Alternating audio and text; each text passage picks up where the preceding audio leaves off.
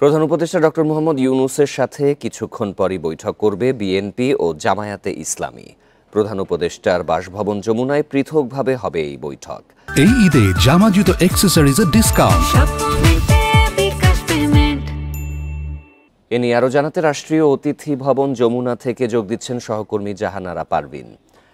আমরা জেনেছি যে সন্ধ্যার পরে বৈঠকটি অনুষ্ঠিত হওয়ার কথা। তো বিএনপির কোনো প্রতিনিধি দল সেখানে পৌঁছেছে কিনা, দলটির নেতৃত্ব সহ কারা কারা রয়েছেন সেখানে?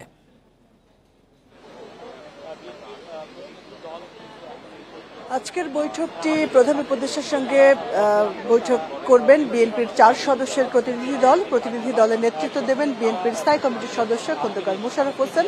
তার সঙ্গে থাকবেন আরও 3 জন সদস্য, সালাউদ্দিন আহমেদ, ডক্টর মঈন খান এবং আমির খসরু মাহমুদ চৌধুরী।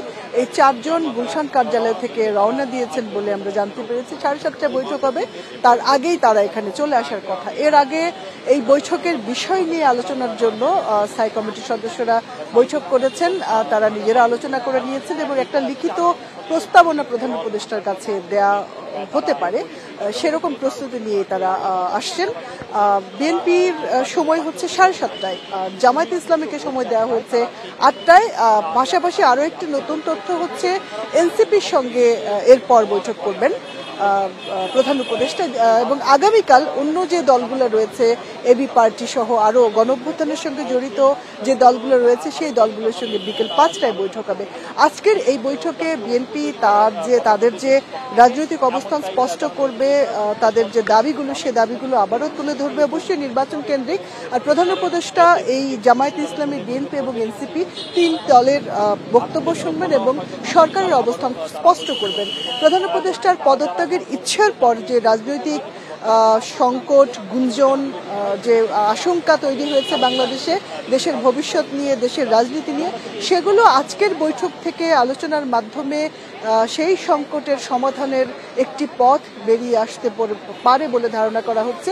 বিএনপি আসলে ডিসেম্বরের মধ্যেই নির্বাচনের ব্যাপারে তারা এক ধরনের তাদের চাপ বলি বা মনোভাব বলি জানিয়ে এসছেন। প্রধান উপদেষ্টা জুনের মধ্যে নির্বাচন করতে চাচ্ছেন। এখন আমরা আশা করছি আজকে এই যে প্রধান উপদেষ্টার দায়িত্ব পালন থেকে চলে যাওয়ার যে ইচ্ছে এবং এই যে বেশ কয়েকটি গুরুত্বপূর্ণ দলের আজকের বৈঠক, এখান থেকে একটি সন্তোষজনক এবং গ্রহণযোগ্য সংকট সমাধানের পথ বেরিয়ে আসবে। এই রাজনৈতিক দলগুলো বাংলাদেশের ভবিষ্যতের কথা চিন্তা করে এবং আগামী দিনের বাংলাদেশের কথা চিন্তা করে তারা একটি সন্তোষজনক সমাধানে আজকের বৈঠকে পৌঁছতে পারবেন, এমনটাই আশা করছি আমরা।